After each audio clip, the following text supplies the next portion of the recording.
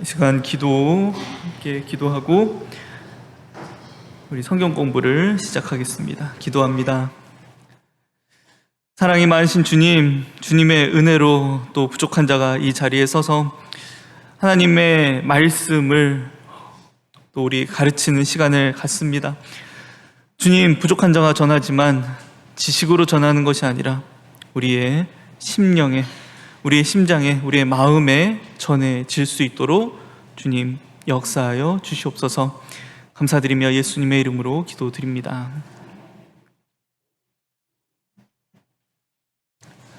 네, PPT 띄워주시기 바랍니다. 오늘 이제 부르심과 구원 마지막 5강 10계명, 5에서 10계명을 여러분들과 나누고자 합니다. 제가 여러분들에게 나눠드린 부분에 좀 오타가 있고요.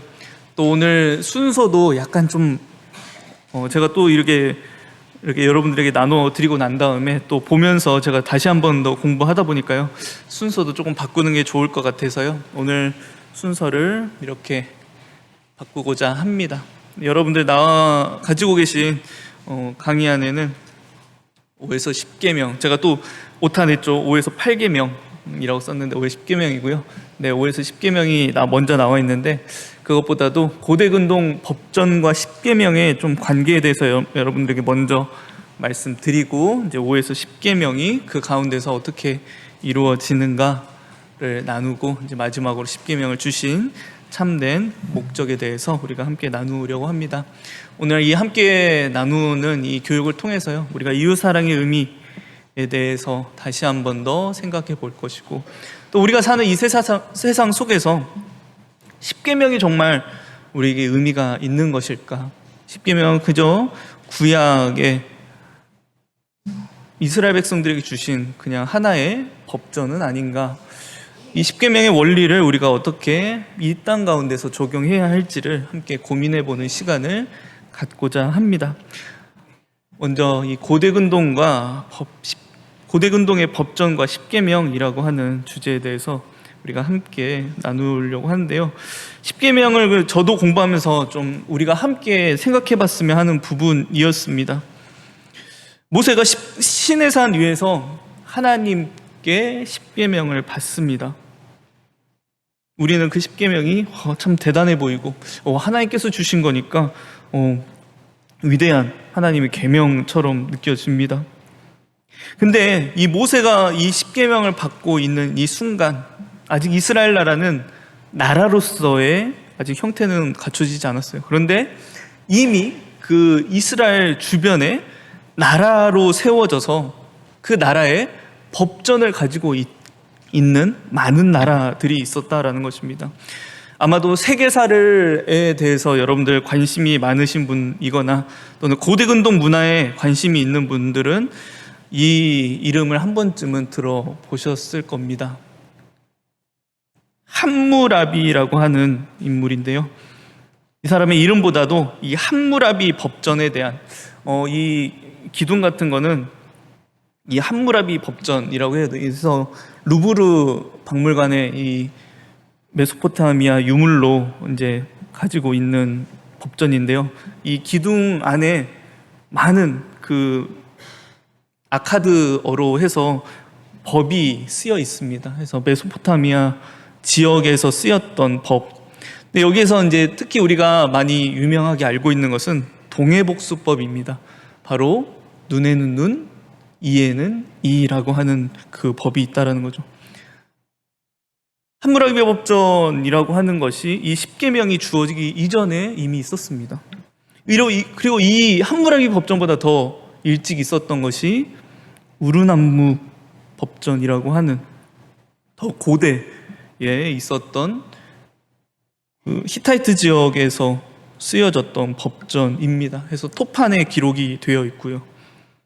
그리고 이제 우리가 또 알고 있는 우리에게 주신 히브리어로 쓰인 10계명이 있습니다. 이거는 이제 히브리어 성경입니다. 근데 이 법들이요, 우리는 10계명이 딱 하늘에서 그냥 하나님께서 뚝 하고 주신 것 같지만 10계명을 포함해서 구약 율법의 많은 조항들이 문학적 양식이나 또는 그 내용들에 있어서 또는 형태에 있어서 이 고대 근동의 법전의 양식들을 상당 부분 공유하고 있다라는 겁니다. 그래서 제가 여러분들에게 드렸던 그 강의안을 보시면은 아마 이 내용이 나와 있을 겁니다. 그래서 출애굽기 21장 28절에서 29절의 말씀인데, 소가 남자나 여자를 받아서 죽이면 그 소는 반드시 돌에 맞아 죽을 것이요 그 고기는 먹지 말 것이며, 임자는 형벌을 면하려니와 소는 본래 받는 버릇이 있고, 그 임자는 그로 인하여 경고를 받았을 때 단속하지 아니하므로 남녀간에 받아 죽이면 그 소는 돌로 쳐 죽일 것이고 임자도 죽일 것이다. 근데 이 비슷한 법들이 함무라비 법전이나 또 이전에 있었던 법전들 안에서 같이 공유되어 나타나는 법들이라는 거죠. 제가 여러분들에게 여기에는 띄워놓진 않았는데 여러분들에게 나눠드린 그 강의안을 보시면은 에시누마 법전, 고대 메소포타미아에서 사용되었던 그 법전의 제54조항에 보면 이런 말이 있습니다. 만약 어떤 소가 습관적으로 사람을 들이받는다고 알려졌고, 그리고 이를 목격한 당국관리가 이 사실을 주인에게 알려주었는데도 불구하고 소의 주인이 그의 소를 제거하지 않아 그 소가 사람을 들이받아 죽였다면 그 소의 주인은 은 한 미나 3분의 2를 속전으로 지불해야 함. 또 우리가 앞에서 봤던 그 함무라비 법전, 유명한 함무라비 법전에도 같은 내용이 있습니다. 만약 어떤 사람의 소가 들이받는 소이고 그 성읍의 당국자가 그것을 알렸으나 주인이 그 뿔들을 싸지도 아니하고 그 소들을 붙들어 매지도 아니하며 귀족의 일원을 들이받아 죽였다면 그 소의 주인은 은 1분의 1 미나를 속전으로 지불해야 한다.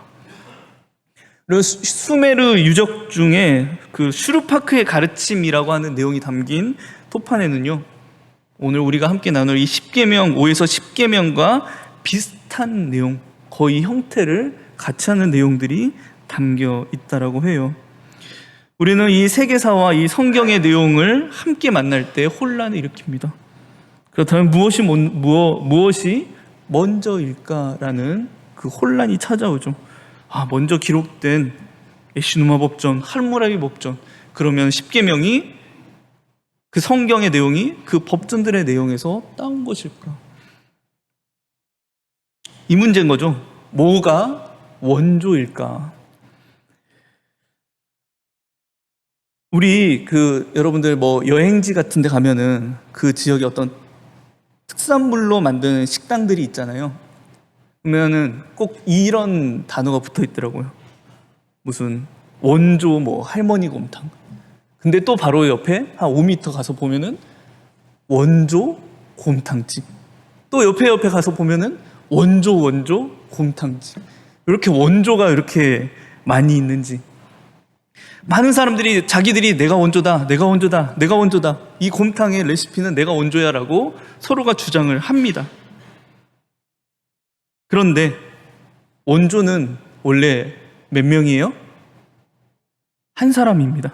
그 레시피를 가지고 있던 어떤 한 사람에 의해서 이 곰탕이 발전됐고, 그 레시피를 조금씩 따라하는 사람들로 인해서 식당들이 세워졌다라는 겁니다. 훗날 많은 사람들이 내가 원조야라고 싸울 때 그 레시피를 가지고 있는, 그 레시피의 어떤 저작권을 가지고 있는 사람이 나타나서 내가 원조야라고 하면 모든 사람이 입이 다물어지는 거죠. 이 시기에도 그랬습니다. 많은 나라들이 내가 원조야라고 이야기하죠. 창조 신화부터 그들의 창조 신화를 들먹이면서 우리는 이런 창조 신화를 가지고 있어. 우리도 홍수 신화를 가지고 있어. 우리도 이런 법전들을 가지고 있어. 우리가 원조야. 그리고 그들은 이야기하죠. 우리를 봐. 우리는 이렇게 큰 나라들을 세웠다라고 이야기하는 겁니다. 그런데 이 모든 법들, 이 모든 법안에 나타난 이 생활 규칙들, 또 이 안에 나타난 많은 내용들은 사실 하나님께서 제정하신 세상 속에서 이루어지는 공용되는 법칙들이라는 것입니다. 그러니까 원조는 누구예요? 하나님 한 분이시죠. 여러분들 창조 신화의 원조는 누구십니까? 창조 스토리의 원조는 누구죠? 하나님이십니다. 홍수 신화에, 홍수, 제가 자꾸 신화라고 이름을 붙이는데요. 홍수 이야기의 그 원조는 어디죠? 노아 스토리입니다. 많은 나라들이 내가 원조야. 메소포타미아, 이집트, 가나안. 그들이 다 각자 우리 마르둑, 우리 신이 원조야. 우리 바알이 원조야. 아니, 우리 라가 원조야라고 싸우고 있는데요. 사실 원조는 단 한 분, 하나님이라는 것입니다. 그 시대 가운데 이야기되는 그 통용되던 이 법들은요, 사실 원조는 하나님 한 분이신데, 하나님께서 그 창조 질서로, 그 다음에 하나님의 그 질서로, 하나님 보시기에 좋은 질서로 세상을 다스려 가시는데, 그 안에서 다른 것들, 가짜들이 하나씩 빠져나온다라는 것입니다. 그래서 여러분들, 이 십계명을 하나님께서 쓰시면서 말씀하신 내가 원조다라는 것입니다. 사람들의 세상은 우리들을 봐. 우리들이 세워놓은 나라를 보고, 우리가 세워놓은 이 비석을 보고, 우리가 세워놓은 이거를 봐. 그래서 여러분들, 다른 나라들의 이 법전 안에는 대부분의 가장 많이 쓰여있던 게 함무라비 법전에 한 280개의 이 법들이 쓰여 있는데요. 구약 10계명을 포함한 율법은 몇 가지인지 아십니까? 613가지라는 것입니다. 이건 하나님께서 이게 구체적으로, 그래, 너희들 세상은 내가 만든 이 세상의 규칙들 가지고 이런 법, 저런 법을 만들어 놨는데, 사실 내가 말하는 진짜 규칙과 내가 진짜 다스리고자 하는 이 세상의 법칙은 이런 거다라고 말씀해 주시는 게 율법 613가지라는 것입니다. 그러니까 원조가 나타나서 하나님께서 말씀하신 이게 진짜야. 더 이게 정확하고 더 구체화되어 내가 너희에게 알려준다라고 하나님은 말씀하신다라는 것입니다. 여러분들, 우리가 이 비슷한 내용을 볼 수 있죠. 고대, 예전에 아브라함, 우리가 카라트 베리트라고 하는 그 내용을 나누면서 고대의 언약 체결 방식에 대해서 이야기했었죠. 이 언약 체결 방식도 사실 그 시대에서 통용되던 언약 체결 방식입니다. 근데 메소포타미아가 다른 나라가 이게 우리가 원조라고 이야기하지만 사실 하나님께서 이 언약 체결 방식의 원조신 것입니다. 그래서 아브라함이 이것을 그대로 받게 되는 거고요. 우리 고대근동 법전과 십계명은 분명한 차이점이 있습니다. 바로 목적과 적용이 완전히 다르다라는 거죠. 세상은 자기들이 원조라고 이야기하면서 자기들 보기에 좋은, 또 이들은 이야기합니다. 고대근동의 법전들은 목적이 단 한 가지입니다. 이 법전을 사용하는 왕을 위한 것이죠. 바로 왕권을 강화하는데 이 고대 근동의 법전들은 그 목적만을 위해서 사용됩니다. 그리고 왕의 신성화, 이 왕의 아들, 신의 아들인 이 왕이 사용하는 이 법. 그런데 이 법 안에 왕은 들어가 있지 않죠. 형벌과 그 형벌의 적용이 사회적 신분, 지위에 따라서 다르게 적용된다라는 것입니다. 근데 여러분들, 십계명은 다릅니다. 이 십계명의 목적은 왕을 위한 게 아니죠. 그 이스라엘을 다스리는 어떤 한 사람을 위한 것이 아닙니다. 그 십계명을 받아들이는 이스라엘 백성, 그 하나님의 백성들 전체를 위한 법이라는 거죠. 지키는 사람을 위하여 사용되는 것이 십계명입니다. 그래서 하나님께서 말씀하십니다. 내 언약을 지키면 너희는 모든 민족 중에서 내 소유가 될 것이다. 이 적용의 범위도 모든 사람에게 동일하게 적용됩니다. 왕이라고 덜 적용받지 않아요. 여러분들, 다윗의 사건을 보십시오. 다윗이 밧세바 그 음욕의 마음을 품었을 때 하나님께서 정말 그를 버리시고자 했다라는 거죠. 그런데 다윗이 하나님 앞에 시인하고 회개함으로써 자신의 모든 것을 내어놓고 회개했을 때 그때 다시 하나님께서 다윗을 받아주셨다라는 것입니다. 그러니까 이 십계명을 비롯한 613가지의 이 율법들은요, 하나님께서 그 시대를 다스리시는 일반적인 내용들인데, 하나님께서 이제 진짜 하나님의 그 창조 계획, 창조의 목적, 하나님께서 정말 목적을 담아두신 그 내용들을 분명한 내용으로 알려주시는 것입니다. 내가 원조야, 내가 진짜야 라고 말씀하시면서요. 그래서 여러분들 5에서 10계명, 이전에 1에서 4계명 역시 하나님께서 그 모든 다른 나라들의 그 신들의 이름을 바꿔서, 바벨론은 마르둑으로 바꾸고 이집트는 라로 바꾸고 가나안은 바알로 바꾸는데, 아니다, 이 신 안에 이름에 들어갈 이름은 단 하나, 여호와 하나님이라는 것입니다. 그래서 5에서 10계명도 마찬가지입니다. 이웃을 사랑하라라고 하는 그 계명 안에서도요, 그 시대가 이야기하는, 그 시대가 받아들이는 법칙과 규칙, 이해하는 그 이해의 관념하고 완전 다른, 이게 진짜야, 이게 이웃 사랑의 진짜야 라고 하나님께서 알려주시는 게 바로 5에서 10계명인데요. 그러니까 5에서 10계명을 우리가 함께 보시면요, 가장 처음 등장하는 계명이 무엇이죠? 내 부모를 공경하라라고 하는 그 개념입니다. 우리는 이 계명을 우리나라 그 한국의 효라는 개념과 많이 연관지어서 생각을 하는데요. 근데 이 개념은 그 시대의 관념과는 완전히 차이가 있는 이 계명이었다라는 거죠.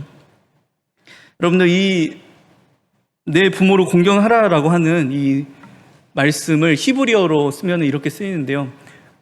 히브리어는 어디에서 어디로 방향이 간다고 했죠?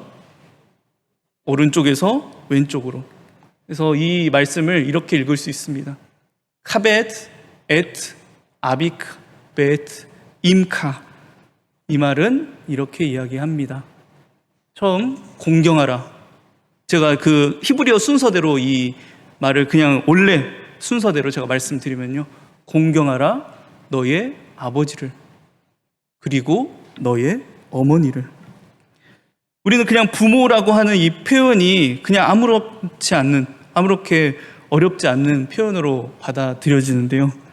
근데 이 시대 속에서 이 어머니라고 하는 이 표현을 분명하게 넣어주고 계신다라는 것입니다. 이 시대의 여자의 가치는 어땠습니까? 굉장히 가벼웠죠. 여자는 사람을 세는 그 수에도 들어가지 않았고요.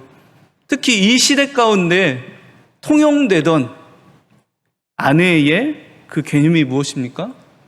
일부 다처제. 한 남자가 많은 여자들을 거느릴 수 있었던 시대 속에서 아내의 가치, 어머니의 가치, 여자의 가치가 제대로 규정되지 않은 그때 하나님은 분명히 그 이웃의 범위, 너희가 사랑해야 하는 이웃의 범위에 남자, 아버지, 그리고 뿐만 아니라 어머니, 여자까지 너희 이웃의 범위에 담겨져 있어야 한다라고 하나님은 이야기하는 것입니다. 너희가 바라보는 이웃의 범위에는 너희가 그냥 그 재산을 물려받게 될 아버지만을 너희가 무거운 가치로 여기는 게 아니라 너희를 낳기 위해 출산의 고통을 함께한 그 어머니까지 너희 이웃의 범주에 분명히 담아두어야 한다라고 하나님은 말씀하시는 겁니다. 그 시대, 그래서 여러분들 성경 보시면은 사실 그 족보 안에도 다 남자의 이름만 나오죠. 아버지의 이름만 나옵니다. 아버지를 통해 누가 누굴 낳고 누가 누굴 낳고. 근데 그 속에서 하나님은 일관적으로 그 부인들에 대한, 여자에 대한 이야기를 끊임없이 넣고 계신다라는 거죠. 사라의 이야기, 리브가의 이야기, 라헬의 이야기, 계속해서 하나님은 그 여자가 이웃의 범주에 들어가지 그 못하는 그 일반적인, 그게 일반적으로 받아들여지는 시대 속에서 아니야, 내가 만든 인간은, 내가 만든 사람은 남자와 여자, 이게 두 관계가 동등한 가치를 가진 관계다라고 하나님은 말씀하시는 거고요. 그 하나님의 마음을 이 5계명에 담아 두시는 겁니다. 내 부모, 너의 아버지, 그리고 너의 어머니, 그것을 동등한 가치로 공경하라라고 하는 그 히브리어 표현 안에 담겨 있다라는 거죠.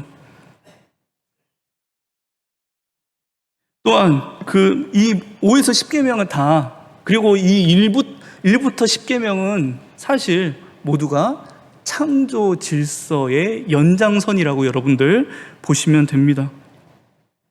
그래서 그 시대에 당연하게 부모를 공경하는 것, 살인하지 않는 것, 간음하지 않는 것, 도둑질하지 않는 것, 내 이웃에 대하여 거짓 증거하지 않는 것, 그 시대의 많은 나라들 안에서 당연하게 받아들여졌던 건데, 그럼에도 불구하고 하나님께서 이렇게 말씀하시는 것은 하나님께서 정말 이 계명을 만드시면서 계획하신 것, 목적하신 바가 분명히 있다라는 거죠.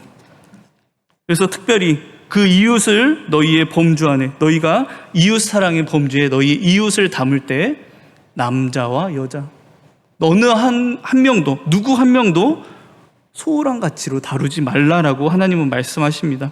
그래서 내 부모를 공경하라라고 하는 이 히브리어 카바드라고 하는 단어는요, 무겁다, 또는 하나님께서 이 땅에 임재하실 때의 그 영광을 표현하는 단어 안에 같은 그 히브리어 단어입니다. 그래서 카바드, 무겁다.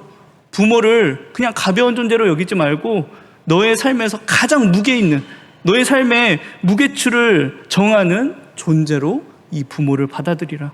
그런데 이 세상은 아버지, 남자만 그렇게 이야기하는데 그렇지 않다. 그 아버지에게서 재산을 받으니까 많은 사람들이 남자만, 아버지만을 중요한 존재로 여기는데 그렇지 않아. 나는 남자와 여자, 아버지와 어머니 둘 다 동일한 가치로 이야기한다라는 거죠.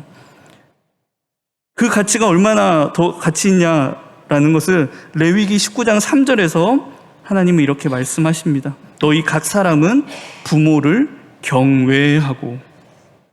여러분들, 이 표현이요, 이 경외라고 하는 표현, 히브리어 야레인데요, 이 표현은 인간에게 있어서는 딱 이 한 부분에서만 쓰였습니다. 모든 표현은 하나님을 향하여 쓰이는 표현. 그러니까 이 표현, 그러니까 부모, 그냥 그 아버지 한 명만이 아니라 어머니까지, 여자까지. 그래서 여러분들 그 룻기를 보시면은 우리가 룻이라고 하는 그 여인에게만 집중해서 보는데, 왜 보아스가 그 하나님의 그 언약 백성, 특별히 그 예수 그리스도를 탄생하게 하는, 특별히 그 다윗 왕조에 속하게 되었을까라고 하는 것을 봤을 때, 그 시대 속에서 많은 사람들이 여성을 무시하고, 그 시대도 분명히 그랬을 겁니다. 그리고 룻은 어떤 사람이었어요? 이방인이었죠. 이스라엘 백성들 안에서는 무시당하고, 특히 여인이었으니까. 여러분들, 그 나오미가 그 백성들 가운데 다시 돌아왔을 때 룻이 이 곡식을 주스러 가잖아요. 근데 사실 이 과부가 보호받을 수 있는 법이 이스라엘 백성들 안에 있었습니다. 그런데 나오미가 보호받지 못했다라는 거죠. 왜요? 그는 자신들의 민족을 버리고 도망간 여자이기 때문에, 그리고 그 곁에 그들이 그토록 경멸하는 이방인을 데리고 온 사람이기 때문에. 그래서 모든 그 친족들을 통하여서 보호받을 수 있는 법이 분명히 있었음에도 이스라엘 백성들은 그들을 돌보지 않았어요. 그래서 나오미가 룻을 통해, 룻을 이 보리, 그 곡식을 줍는 곳으로 보내야 했던 것입니다. 그런데 이 보아스가 이 룻을 보고 긍휼한 마음을 갖게 됩니다. 왜요? 왜 그랬을까요? 그의 어머니가 이방인이었기 때문에. 여러분들, 보아스의 어머니가 누구죠? 기생 라합입니다. 보아스는 봤습니다. 이 보아스의 입장에서 한번 봅시다. 여리고를 무너뜨리는데 큰 도움을 줬던 라합입니다. 그런데 그 여자 역시 이방인이었기 때문에 이스라엘 백성들 안에서 얼마나 많은 무시와 고통을 받았겠습니까? 그 모습을 보아스가 보았겠죠. 그리고 여자로서 제대로 보호받지 못하는 것을 보아스가 보았습니다. 근데 보아스는 그 이스라엘 백성들의 당연한 삶의 모습을 따라가지 않았다라는 거죠. 어머니가 당하는 모습을 보며 그 룻이 당하는 그 모습에 어머니가 담겨 있었다. 저는 그 눈으로 룻을 바라봤다라고 보게 됩니다. 그래서 세상은 이방인, 그 하나님의 백성에 비록 들어왔지만 이방인이었던 룻을 밀어냈지만 보아스는 하나님의 질서대로 룻을 받아들였기 때문에 이 보아스가 이 다윗의 그 예수 그리스도의 계보에 들어가게 된다라는 거죠. 5에서 10계명 모두 세상에 각각 이야기하는 그 질서들은 있지만 하나님께서 이야기하는 분명한 질서들이 있다는 것입니다. 특히 제8계명 여러분들 보시게 되면 도둑질하지 말라라고 하는 우리 표현이 있죠. 간음하지 말라, 다양한 그 내용들인데 이 도둑질하지 말라라고 하는 이 내용들 안에는요, 그 사람을 사서 매매하는 것까지 금지하는 조항이 담겨 있습니다. 그러니까 납치해서 인신매매하는 것, 그리고 내 이웃, 내 형제의 재산을 빼앗는 뒤 부당거래하는 그 일들까지 금지하는 게 도둑질하지 말라라는 그 계명 안에 담겨 있는데요. 여러분들, 이웃나라는요, 그 사람을 사고 파는 일이 지극히 당연한, 문제가 되지 않는 일이었어요. 근데 하나님은 하나님의 그 계획 속에서 사람은 귀한 존재이기 때문에, 가치 있는 존재이기 때문에 돈을 주고 사고 파는 그런 존재로 여겨서는 안 된다라고 말씀하시면서 제8계명을 주시는 겁니다. 9계명과 10계명도 마찬가지입니다. 특히 10계명은요, 마음의 문제잖아요. 겉으로 드러나지 않아요. 내 이웃의 집을 탐내는 것, 저 이웃의 아내를 보면서 탐내는 것, 소나 양을 보면서 탐내는 것, 마음의 문제예요. 그래서 다른 법전들과의 차이점이 바로 여기에 또 있는 겁니다. 법전들은 결과들을 보고, 이 땅에 이루어진 그 행위들을 보고 결정짓고 그것을 처벌하는 것, 그것으로 정의를 세운다라고 이야기하는데, 하나님은 그것뿐만 아니라 우리 몸의 삶에서 나타나는 행함뿐만 아니라 우리의 마음의 문제까지 그 법안에 담아 두신다라는 것입니다. 이 모든 것이 하나님의 그 속성, 하나님의 마음, 하나님께서 어떤 분이신가를 분명히 보여주는 법들이 이 5에서 10계명이라는 것이죠. 그래서 예수님께서 나중에 이 법들을 이야기하시면서 마태복음 5장에서 율법에 대해 더 정확하게 이야기하시면서 이렇게 이야기하는 거죠. 그러므로 하늘에 계신 너희 아버지의 온전하심과 같이 너희도 온전하라. 너희가 이 법들을 지키는 게 너희 이 세상에 따라 법을 지키는 게 아니라 이게 하나님의 속성을 배우는 일이고, 하나님께서 기뻐하시는 일을 배우는 일이고, 하나님께서 원래 정하셨던 법칙, 규칙, 목적을 배우는 일이다. 하늘에 계신 너희 아버지의 온전하신 것 같이 너희도 온전하라라고 하는 이야기를 하는 겁니다. 이 안에는 창조 질서가 담겨 있고 하나님의 창조 목적이 담겨 있는 것입니다. 그래서 우리가 이 가운데에서 십계명을 주신 참된 목적을 다시 한번 생각해 봐야 합니다. 하나님께서 이 계명들을 주시기 전에 이러한 명령들을 주셨죠. 무엇입니까?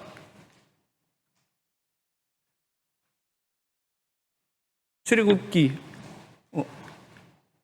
19장 5절에서 6절 말씀 우리 다시 한번 읽어보겠습니다.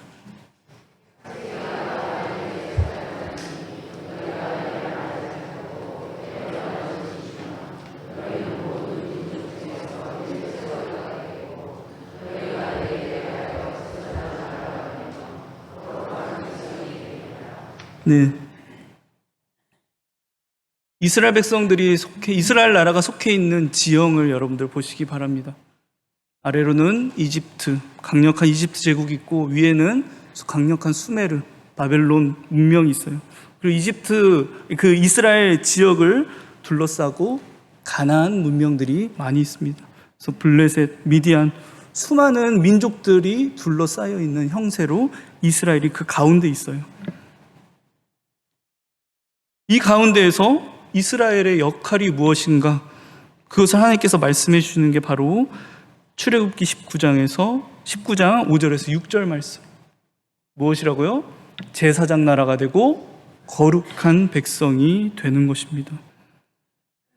내가 원래 이 세상을 이러한 규칙과 법칙으로 다스려 갔는데 세상은 자기들의 목적을 가지고 자기들의 의미를 담아서 자신들의 왕을 위해서 그 나라를 온전히 다스리기 위해서 그 법칙을 사용하고 자기들의 뜻대로 그 법칙을 사용하는데 너희들만은 달라야 한다. 너희들만은 내가 그 창조 질서를 담아둔 대로 내 마음의 속성대로 내가 가지고 있는 그 마음대로 너희가 살아야 한다라고 주시는 게 십계명입니다. 제사장은 어떤 사람들이죠? 백성들 앞에서 백성들을 대표해서 하나님을 섬기는 모습을 보이는 사람입니다. 이스라엘 백성들이 제사장 나라가 되라라고 하세요. 이 이스라엘을 둘러싼 그 수많은 나라들, 수리아, 아시리아, 바벨론, 가나안, 이집트, 그 나라들 안에서 그 나라들이 세상은 같은 비슷한 그 생각과 가치들을 공유하는 세상 속인데 너희가 그 생각들을 공유하는 게 아니라 내가 뜻한 바, 내가 계획한 바, 내가 목적을 담아둔 바 그대로 너희는 다르게 살아야 한다라고 오늘 이야기하는 겁니다. 원래 가지고 있는 그 의미를 너희를 둘러싼, 너희를 바라보고 있는 모든 나라들 앞에서 바로 세우고 되찾는 일, 그게 하나님께서 이스라엘 백성들을 이 모든 나라들 사이에 두신 이유, 그리고 이 이스라엘 백성들에게 십계명을 주신 이유가 됩니다. 특히 거룩한 백성이 되라라고 이야기하죠. 구별되는 겁니다. 제가 전에도 말씀드렸지만 구분과 구별은 다릅니다. 구분은 비슷한 속성의 것들을 가지고서 노란색은 노란색으로, 파란색은 파란색으로 같은 것을 구분지어 나눠 놓는 것을 구분이라고 말씀드렸죠. 근데 구별은 다릅니다. 하나 된 속에서 다름을 표현하는 것. 다르다라고 그 파란색 속에 그냥 모든 것을 담아두었는데 그 안에서 노란색을 빛내는 것. 그게 구별이라는 것이죠. 저와 여러분들, 우리도 하나님께서 이 십계명을 우리에게도 동일하게 주시는 그 원리대로 우리가 이 세상 가운데 살아가라라고 하나님 우리에게 십계명을 주셨습니다. 이 세상에서도 통용되는 많은 가치들이 있죠. 어떻게 사랑하고 이런 가치대로 저런 가치대로 세상이 이렇게 하니까 너희도 이렇게 따라가라라고 세상은 우리에게 많은 요구들을 합니다. 근데 우리는 달라야 한다라는 겁니다. 구별되어야 한다라는 겁니다. 그 세상 속에 있는데 우리는 다름을 드러내야 하는 거죠. 교회가 다름을 드러내지 않으려고 했을 때 나타나는 현상이 무엇이었습니까? 산속으로 들어가는 거죠. 수도원으로 우리끼리 공동체를 만들어서 우리끼리 열심히 하나님을 섬겨보자. 이게 수도원 운동이었습니다. 물론 좋은 긍정적인 효과도 있었지만 이건 하나님께서 교회를 이 땅에 두신 목적이 아니었어요. 하나님께서 교회를 어디에 두시는가? 세상 가운데, 많은 사람들 가운데, 많은 사람들이 속한 그 가운데 하나님은 교회를 두십니다. 그러면서 내가 정말 목적하는 바, 내가 정말 뜻한 바, 내가 정말 계획한 바대로 너희가 살아가라. 오늘날 세상은 우리에게 이야기하죠. 이게 사랑입니다. 여자가 여자를 사랑하는 것도 사랑이고 남자가 남자를 사랑하는 것도 사랑입니다. 그 사랑의 범위가 점점 넓혀져 가고 그게 당연한 통용되는 가치처럼 이 세상 가운데, 우리 가운데 여겨지죠. 근데 우리는 달라야 한다는 것입니다. 하나님께서 계획하신 바, 하나님께서 원래 사랑을 만드신 그 목적대로 우리가 사랑할 수 있어야 한다는 것입니다. 교회가 무엇으로 다름을 나타내겠습니까? 오늘 담임 목사님께서도 우리가 무엇으로 다름을 나타내겠느냐? 우리가 무엇으로? 제가 지금 이제 우리 중고등부 학생들과 큐티 그 범위를 따라서 이제 말씀을 나누고 있는데요. 지금 이제 요한 1서의 말씀을 나누고 있습니다. 그래서 학생들에게 지금 오늘까지 또 전했던 말씀은 바로 이것입니다. 우리가 그리스도인, 목사님께서도 전에 우리에게 물어보셨던 Are you Christian이라고 사람들이 우리에게 물어본다면 우리는 Yes, of course라고 대답하겠지만 무엇을 증거로 내밀 것인가?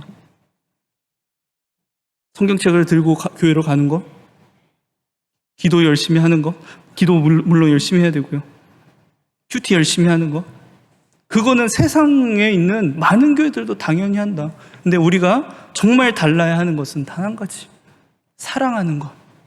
하나님께서 계획하신 바대로, 하나님께서 목적하신 바 그대로, 하나님께서 뜻하신 그대로 하나님을 사랑하고 이웃을 사랑하는 것에서 우리는 다름을 나타내야 한다라고 이야기했습니다.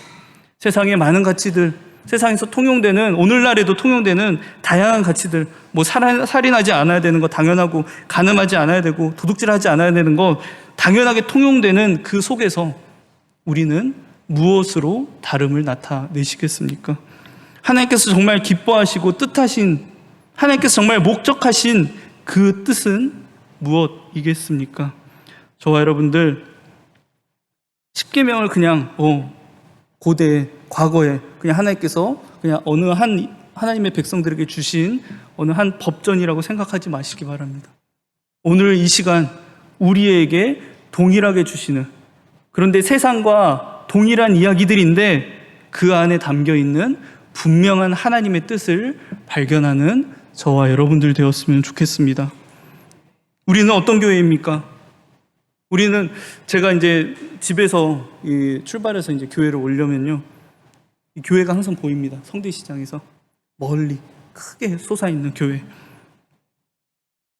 근데 정말 저 교회, 우리 교회가 정말 이 상도동 땅 안에서, 동작구 땅 안에서 정말 크리스천 교회가 맞나라는 생각을 항상 제 자신에게도 그 질문을 던지면서 그 길을 올라오는데요.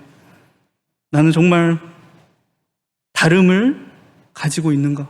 세상이 이야기하는 가치들과 그대로 따라가는 그런 목사는 아닌가?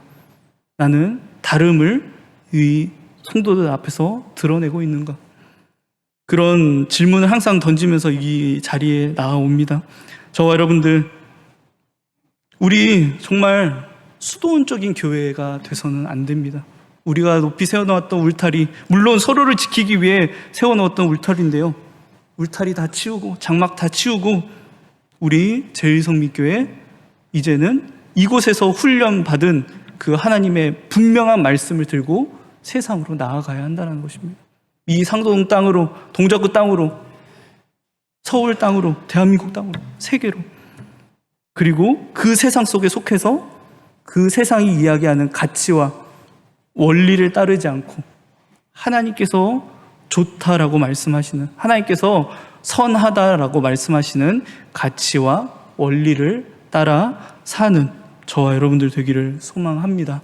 정말 우리는 무엇으로 다를까? 내가 정말 그 하나님의 말씀을, 하나님께서 정말 계획하셨던 원리와 가치대로 바라보고 있는가?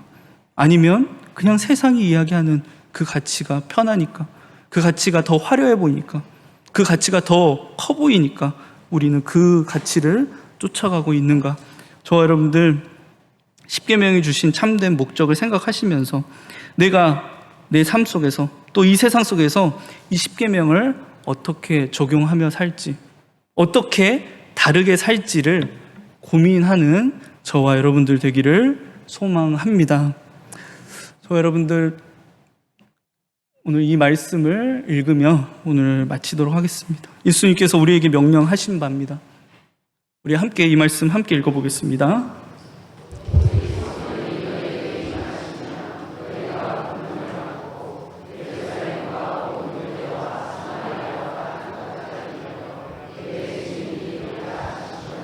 네, 하나님 오직 성령이 너에게 임하시며 하나님께서 뜻하신 바를 분명히 알게 되는, 하나님의 기뻐하신 말을 분명히 알게 되는 그 성령이 너희 안에 임하시면 너희는 예루살렘, 온 유대, 사마리아와 땅끝까지 갈 것이다. 제발 예루살렘에 모여있지 말아라. 너희는 땅끝까지 나가야 된다. 저와 여러분들 소망합니다. 오늘 담임 목사님께서 주셨던 그 말씀을 다시 한 번 더 묵상하시면서 여러분들이 속하는 가정, 사회, 직장, 여러분들이 혼자 있는 그 방 안에서까지 다름을 드러내 보일 수 있는 정말 참된 크리스천으로의 모습을 드러내 보일 수 있는 저와 여러분들 되길 소망합니다. 우리 찬양 한 가지 하면서 오늘 좀 마쳤으면 좋겠는데요. 찬송가 349장 1절과 3절만 부르고 오늘 강의를 마치겠습니다. 찬송가 349장입니다.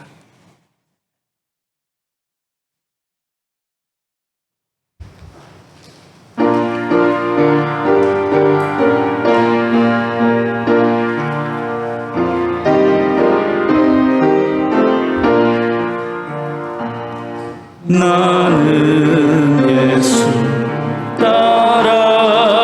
따라가는 십자가 군 사람 주 이름 증언하기를 왜 증언하리요 다른 군사 피 흘리며 나가서 싸울 때 나 혼자 편히 앉아서 바라만 보리요 다른 사람 어찌든지 너 주님 용사들이 나는 주의 용사들 충성을 맹세하여 내가 승리하기까지 주 내로 싸우리